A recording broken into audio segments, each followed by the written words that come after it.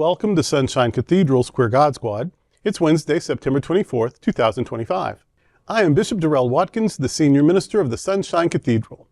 With me today are Bishop Robert Griffin, my husband, Reverend Dr. Ann Atwell, not my husband, and Reverend Kevin Tisdall.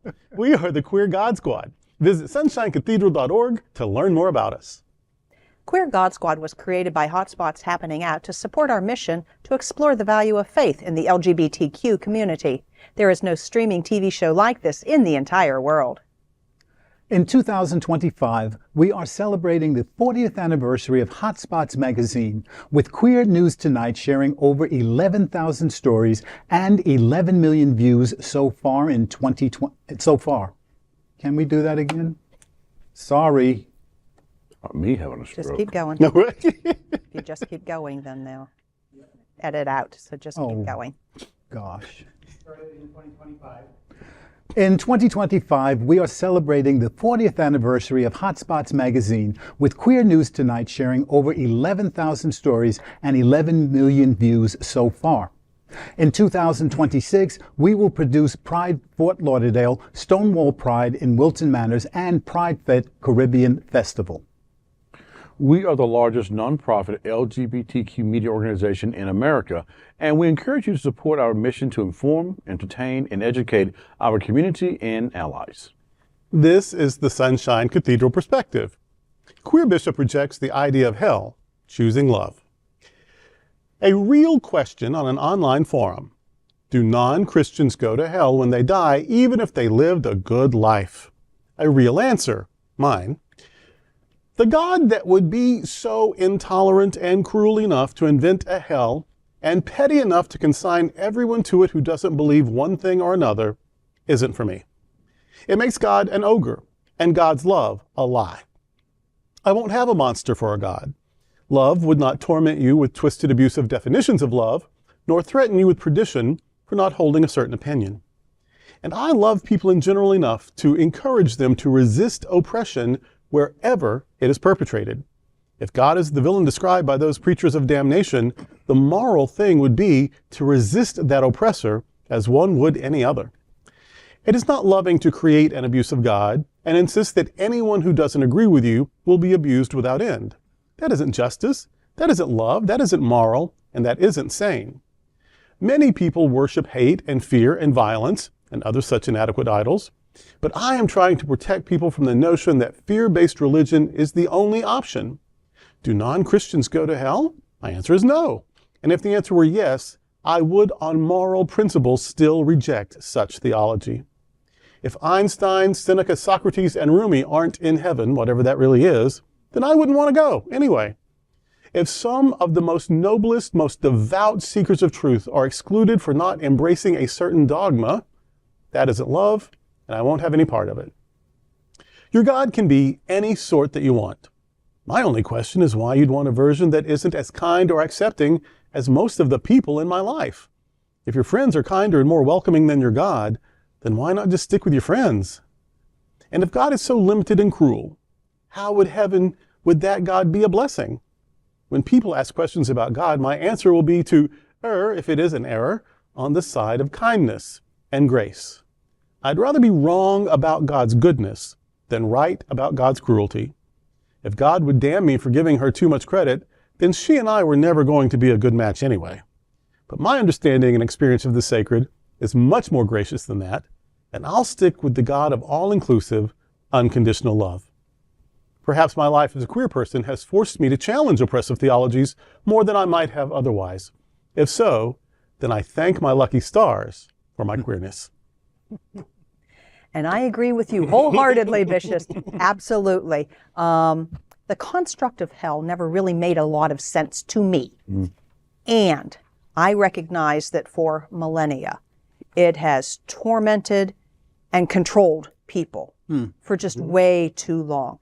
To my understanding, and this is my speaking for myself only, I believe we create our own heaven. Oh, yes. I believe that we create our own hell. I can't envision a God. I can't even imagine a God that would consign us to such a place of torment. To my mind, God is love. You know, I grew up on the notion that hell was there. It was a thing. It was a place.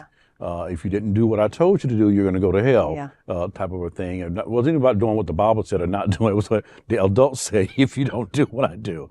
But I think as I grew older, the reality of the construct of a hell or not hell or heaven, it kind of just faded away at some point. It's like it just didn't seem plausible. It just didn't seem real. There was other things in life to be more concerned with in the here and now versus the afterlife. Right. For me, it was about doing all the good you can while you can, and to help other people along the way. And if that was a construct for my being in hell, then I would rather take my doing good over not doing anything at all. Right. That's the joy of learning and growing up, I think, of letting go of certain constructs that I had as a child going through Sunday school and reading about this evil God. And a lot of it dealt with Old Testament understanding of God. And one of my Bible school teachers, actually Sunday school teachers, actually said, well, that was the God of the Old Testament. The God of the New Testament is explained better by Jesus. But she never walked away from the construct of hell. And that's something that today, I don't understand how I ever made it to that point, because as Bishop has said and has been saying since I've known him for the past quarter of a century, if there is such a God who would send us to hell, that is not a God that I will ever respect. That is not a God who I could ever believe in. That is not a God who I would ever follow.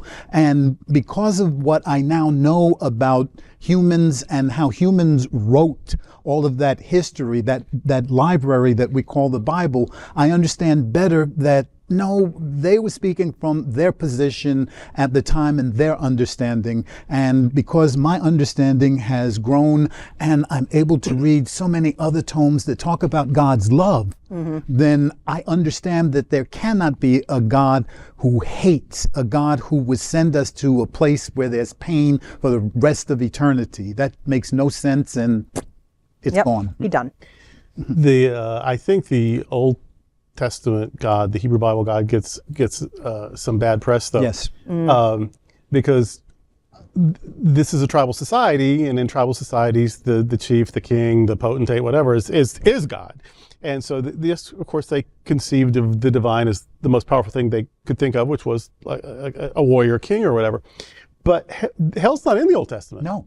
The Old Testament God will help your army beat that army, or make you lose because you didn't do right, or give you a plague. But there's no hell until the New Testament, because that is after the Persian Empire had conquered, and the Persian Zoroastrian religion had a good place and a bad place, a good God and a bad God, and the war against good and evil. And if you were on the wrong side, you wound up in the bad place. And that's Zoroastrianism. And the New Testament happens right after that, right after the Persian Empire was in charge. And so they adopted that and so that first century Judaism finally was talking about this old Zoroastrian concept. And then, of course, the first Christians were Greek-speaking Jews. And so they're in the empire. So hell doesn't even show up, though. Jesus had a better idea. His stuff is where hell makes the debut. Amen. But that's where it came from. It's not from that's not from the old ways or whatever. Now the God of Paul and Jesus has a realm over against Caesar's empire. So that God is still envisioned as sort of on a throne, but it's a counter throne. It's the throne of the opposition, of the resistance. And sadly, we've lost the resistance part and focused too much on the throne. But those things about hell. And I think when we progressive Christians who are dealing with these things, I think our biggest challenge is other Christians. Because they have been given so much stuff that they haven't challenged, because you wouldn't. When you're told something at 3, you believe it. Now, usually there comes a time when you're like, that Easter bunny, I'm doubting it. Or that tooth fairy, I bet that. Seems like the rich people's families' tooth fairy gives them more money than the poor people's children. They're like, what's that about? The poor kids need it more. Why are they getting more money? So you work it out pretty soon, right? But they don't do it with religion because of the fear of hell. You better not question this. And so evangelical fundamentalists, even some other Christians, are given such damaging oppressive theology that their idea of love, their idea of security, their idea of relationship is so broken and damaged. If you worship violence, the crucifixion, if you worship violence, there's no way you're going to have a peaceful, nonviolent life. If your idea of good parenting is being willing to sacrifice your child, what would you ever find reprehensible? If you have a hell, you got to have somebody put in it. And you don't want to be the one, so you got to have rules how you're on the good side and everyone else. So see, all this stuff that's baked into the faith we've inherited is the stuff we've got to deconstruct. I'm not trying to convert Buddhists to Christians. I'm trying to convert Christians into sane people. Amen. We can still have our stories, we can still have our songs, we can still have our community, we can still have our rituals. In fact, I like all of it. I'm offering it. But we have to understand it differently. We have to challenge ways we do. And all that tortures and stuff, that comes from Middle Ages. That stuff's not even in the Bible. And even talking about hell in the New Testament, the only person ever said to be there is Dives, a made-up person. It's a parable. In fact, Dives means rich guy. It's not even a real name. So the one person in the Bible who's in hell didn't exist. And what was he in hell for? Not a damn thing he believed or didn't believe. He was in hell for ignoring poor people, for stepping over a sick homeless guy begging at his gate and paying him no attention. Not caring about his fellow neighbor, his fellow humans, is what landed him, the only person in the Bible to be, in hell. So you don't want to take it too far, or you got to move out. You're going to wipe out a whole political movement, several political parties, half of all denominations, because there isn't any real hell, and the one person who we pretended was there got there for being an asshole, not for having this opinion or another opinion. All right. So that's what I know about it, and that's today with the Queer God Squad. Before we go, I want to invite you to check out our performing arts series. Yes, the season is upon us. Sunshine Cathedral Center for the Performing Arts has a great acts lined up for 2025 and 2026 season. Here is a taste of what is coming up. Golden Ghouls. Picture it. Halloween 2025 will be on our stage one night only, October 25th. Then on November 7th, we welcome back Miss Coco Peru and Fuck This Shit. If this show is like her other tour de force, there will be storytelling, laughs, singing, and a moral tie up for the evening. Or maybe this is one entirely different. You'll have to come to the show to know for sure. But you already know it's going to be one of the best nights of the comedy and drag artistry you will ever have enjoyed all year. December 7th brings Matthew Darren's annual holiday Fantasia, always amazing, and this year it will again be co-hosted by Varla Jean Merman. And in 2026, there are already some great shows lined up, such as selections from Pearly, a musical based on the play Pearly Victorious by Ossie Davis on February the 7th. For more information about these shows and others, and to secure your tickets, go to sunshinecathedral.org/arts.